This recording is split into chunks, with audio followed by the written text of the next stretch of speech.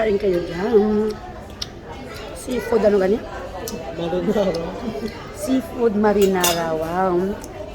Iba naman na po at change niyan.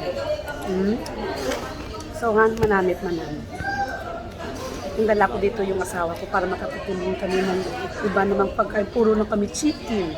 Puro kami bulalo. Iba naman. Para mag-iba naman yung mukha namin, no? Masarap. Na? Namit. Yung choice namin sa seafoods instead sa pork. May shrimp siya. With, may paaman ko na tinapay, oh. Namit dyan. Yan. Seafoods marinara. Kain kayo yan mga palanggap. Kag may slice pa siya ng lemon, no?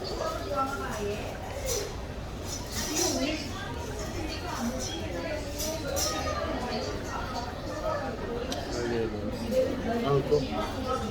Damo? Hilig siya na kinakain. Ha? Hilig siya na kinakain. Ito pang hingi ka na ito ng ano ito.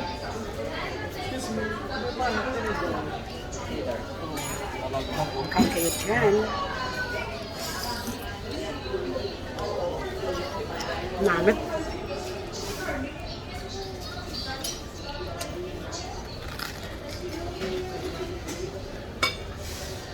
Malangkat sir, yung ano, yung sa babutas. Yan.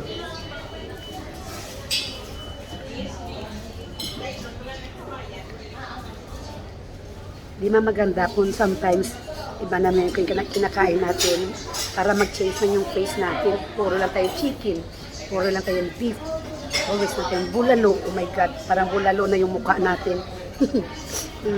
Iba naman. Thanks for watching.